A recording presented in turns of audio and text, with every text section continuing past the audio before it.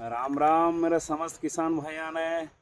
आपका अपना चंदन भाई खेती किसान यूट्यूब चैनल पर आपका बहुत बहुत हार्दिक स्वागत करता है। बहुत दिनों के बाद आज थोड़ा टाइम मिला और मौका मिला।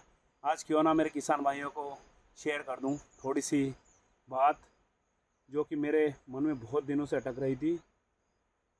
जो मुझे अभी किसानों की फसल देखने को मिल रही है पीला मोजेक से इतना भारी नुकसान हो रहा सोयाबीन को किसान साथियों का, जिसकी कोई हद नहीं। इसीलिए मैं किसान साथियों, जो 5560 की वैरायटी है उसमें बहुत ही ज़्यादा नुकसान देखने को मिला है फसल में। तो मैं किसान साथियों आपको एक ही बात कहना चाहूँगा कि फसल चक्रण का आप विशेष तौर से ध्यान दें। फसल चक्रण का मतलब ये होता है किसान साथियों कि एक ही फसल को खेत में ना उगाएं, अलग अलग चेंज कर करके अपने खेतों में चेंजेस करें फसल का।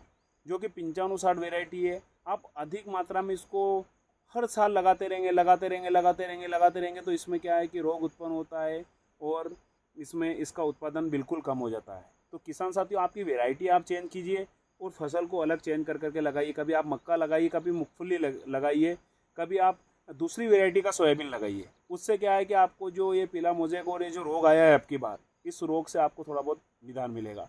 और किसान साथियों, सफ़ेद मच्छर का अटैक भी बहुत ज़्यादा था। तो आप किसान साथियों, सफ़ेद मच्छर और इल्ली की दवाई जब आप डालते हैं उसके साथ आप सफ़ेद मच्छर की और एक फंगीसाइड का डोज ज़रूर दिया करें किसान साथियों। उससे क्या है कि ज़मीन में ज़्यादा पानी गिरने से जो फंगीसाइड जो फंगस लगती है वो फंगस नहीं लगेगी और इसमें क्या है कि जो वायरस आता है उस वायरस का अटैक नहीं रहेगा। तो किसान साथी, अभी जो इस वैरायटी में जो नुकसान देखने को मिला है, बहुत ही ज़्यादा नुकसान देखने को मिला है, जिससे मेरे किसान भाइयों का उत्पादन ज़्यादा नहीं निकल पा रहा है।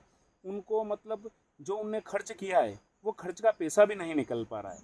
तो किसान साथियों से भी मैं ये अनुरोध करूँगा कि किसान साथियों, आप अपनी वैरायटी को भी चेंज कीजिए और फसल चक्रण का ध्यान दिए रखिए।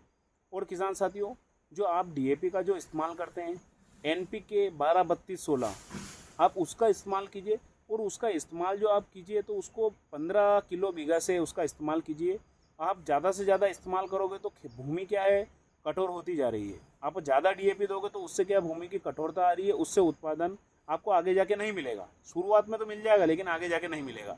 इसलिए किसान साथियों, आप देसी गोबर का जो अपना गाय भैंस का जो खाद रहता है उसको इस्तेमाल कीजिए। उससे क्या है कि ज़मीन नरम रहेगी और आपको अधिक से अधिक उत्पादन मिल पाएगा।